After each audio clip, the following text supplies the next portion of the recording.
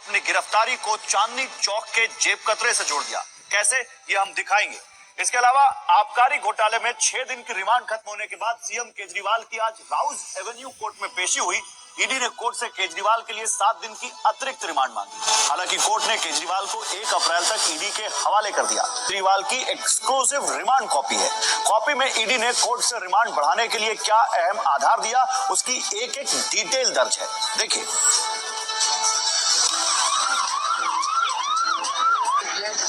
षड्यंत्र है, जनता इसका जवाब देगी।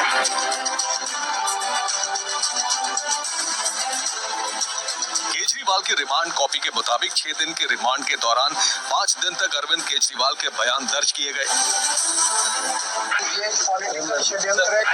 23 से लेकर 27 मार्च तक बयान दर्ज किए गए। इसके अलावा 3 और लोगों के बयान दर्ज किए गए। इनमें मनीष सिसोदिया के पूर्व सचिव सी अरविंद हैं, जिनको अरविंद केजरीवाल की मौजूदगी में उनके घर ड्राफ्ट जीओएम रिपोर्ट दी गई।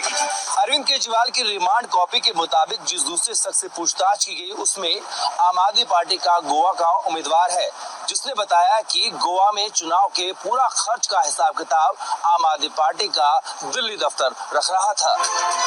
इसके अलावा ईडी ने केजरीवाल के रिमांड बढ़ाने के लिए जिस अहम बिंदु को आधार बनाया, उसका जिक्र कॉपी के पेज नंबर 7 पर 15वें पॉइंट में लिखा है।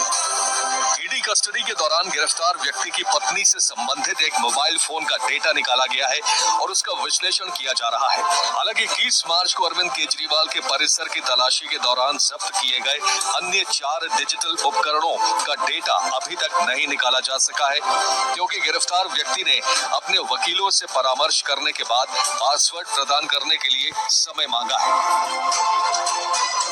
हालांकि कोर्ट में अपना पक्ष रखते हुए केजरीवाल ने कहा कि क्या ईडी जबरन पासवर्ड ले लेगी। इस बीच आज जब केजरीवाल को कोर्ट में पेशी के लिए लाया गया, तो उन्होंने टीवी9 भारतवर्ष संवाददाता जितेंद्र भाटी से एक्सक्लूसिव बातचीत करते हुए कहा, मेरे खिलाफ 4 बयान हैं। जिन बयानों के आधार पर चांदनी चौक का एक जेब कतरा न पकड़ा जाए, तो उस बयान पर एक सिटिंग मुख्यमंत्री को गिरफ्तार कर लिया गया। कोर्ट में मीडिया ने केजरीवाल से पूछा कि एलजी कह रहे हैं कि सरकार जेल से नहीं चलेगी। इसका केजरीवाल ने क्या जवाब दिया, सुनिए। सीएम सर, एलजी सेइंग कि सरकार जो है वो जेल से नहीं चलेगी। What would you like to say on this? LG कह रहे सरकार जेल से नहीं चलेगी। ये षड्यंत्र है, जनता इसका जवाब देगी। ये षड्यंत्र है, जनता इसका जवाब देगी। ये षड्यंत्र है, जनता इसका जवाब देगी। कोर्ट रूम में आज केजरीवाल और ईडी के वकीलों के बीच तीखी बहस हुई। केजरीवाल ने करीब 10.5 मिनट तक कोर्ट के सामने अपना पक्ष रखा और ईडी ने कोर्ट के सामने रिमांड की मांग को लेकर कई दलीलें रखी। ईडी के वकील कोर्ट को यह समझाने में सफल रहे कि आगे जांच के लिए केजरीवाल की अतिरिक्त रिमांड मिलना जरूरी है। इसके बाद कोर्ट ने आदेश जारी किया। 8 पन्नों के इस आदेश में पेज नंबर 6 और 7 पर जिस 17वें पॉइंट का जिक्र है, वो सबसे महत्वपूर्ण है। इसमें लिखा गया है कि जांच एजेंसी ने कोर्ट के समक्ष जो तथ्य पेश किए हैं, वो आरोपी की हिरासत बढ़ाने का पर्याप्त आधार है। खासतौर से जांच के दौरान जो तथ्य और बयान लिए गए, उस आधार पर आरोपी से पूछताछ की जरूरत है। कोर्ट में ईडी की दलील तो आपने सुनी, अब केजरीवाल ने खुद अपनी पैरवी में क्या कहा, ये जानिए।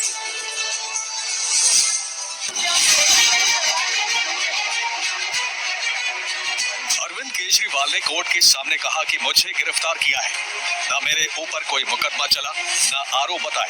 ये षड्यंत्र है, जनता इसका जवाब देगी। आगे केजरीवाल ने एक एक करके कोर्ट के सामने ईडी की कार्रवाई पर सवाल उठाने शुरू किए। कहा कि 22 अगस्त 2022 को ईडी ने ECIR दर्ज किया।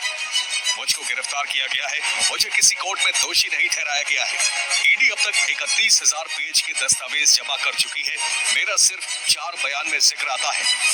अरविंद केजरीवाल ने कोर्ट में कहा कि उनके घर पर एमएलए और बहुत सारे लोग आते हैं, उनको क्या पता कि कौन क्या बात कर रहा है, तो क्या सिर्फ ये बयान उनकी गिरफ्तारी के लिए काफी है?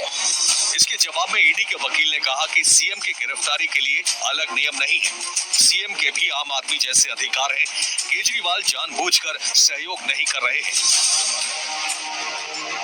इसके बाद केजरीवाल ने आगे कहा कि कोई 100 करोड़ का घोटाला हुआ। मैं बताता हूं कि वो घोटाला क्या है। घोटाला ईडी की जांच के बाद शुरू हुआ। शरद रेड्डी ने गिरफ्तारी के बाद 55 करोड़ रुपए दिए। सरकारी गवाह राघव मंगुटा के इतने बयान हुए, 7 में से 6 बयानों में जिक्र नहीं है, लेकिन 7वें बयान में जिक्र आता है, लेकिन पहले के 6 बयान सामने नहीं आते। जवाब में ईडी के वकील एएसजी एसवी राजू ने कहा कि इसका शराब घोटाले से कोई लेना देना नहीं है। जिन लोगों ने बाद में उनका नाम लिया, उन्होंने ऐसा करने के कारणों का खुलासा किया है। ये दस्तावेजों में है। आम आदमी पार्टी को रिश्वत की रकम मिली है, जिसका इस्तेमाल गोवा चुनाव में किया गया था। हमारे पास गवाह हैं कि वे पैसे साउथ ग्रुप के हवाला से आए थे। केजरीवाल ने ईडी के एक्शन को चुनावी बॉन्ड से जोड़ दिया। कहा कि हम रिमांड का विरोध नहीं कर रहे हैं, ये जितना दिन चाहे हिरासत में रखें, लेकिन बॉन्ड की जांच होनी चाहिए। पहले जो यही गवाह जो मागुंटा जो पहले जब अरेस्ट हुए तो इनमें कहीं इनके बयान नहीं थे अरविंद केजरीवाल जी के खिलाफ। बाद में इन्होंने अपनी जान बचाने को 55 करोड़ रुपए के इलेक्टोरल बॉन्ड खरीदकर बीजेपी को दिए और साथ के साथ अरविंद केजरीवाल जी का नाम भी ले दिया। हालांकि कोर्ट के सामने केजरीवाल की दलीलें काम नहीं आई। उन्हें 1 अप्रैल तक रिमांड पर भेज दिया गया। रिमांड बढ़ने पर पत्नी सुनीता केजरीवाल ने कहा कि जानबूझकर परेशान किया जा रहा है, ये तानाशाही नहीं चलेगी। उनको बहुत परेशान किया जा रहा है, बहुत तंग कर रहे हैं उनको। उनकी तानाशाही नहीं चल पाएगी, जनता इसका जवाब देगी। फिलहाल केजरीवाल के रिमांड बढ़ने के बाद राजनीति तेज हो गई है।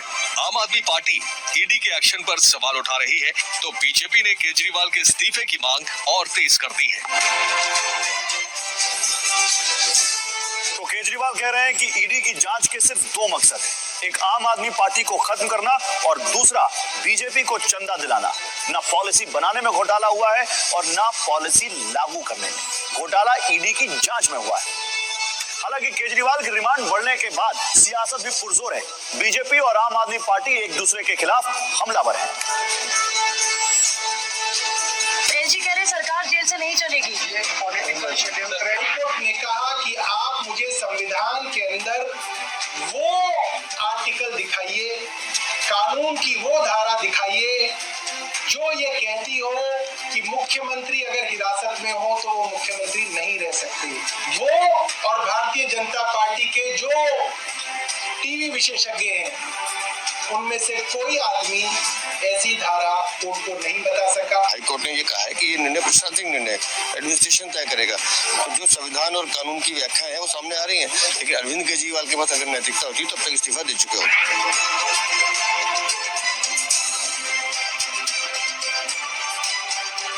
सरकार चल रही है, सरकार चलने में कोई मुसीबत नहीं है, मुसीबत भाजपा को है, क्योंकि भाजपा का जो स्कीम था वो सफल नहीं हो रहा। हमने कहा था कि अरविंद केजरीवाल भाई साहब कुछ बहुत बड़ा धमाकेदार बयान देंगे, लेकिन ना तो चूहा मिला ना चूहिया, कुछ भी समझ में नहीं आया। क्या केजरीवाल जी कंफ्यूज्ड हैं या हम सबको कंफ्यूज करने की कोशिश कर रहे हैं?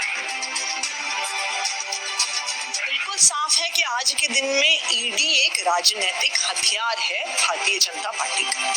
कोर्ट में जाता हुआ व्यक्ति, उससे कुछ ने पूछा, कुछ निकल गया मुंह से।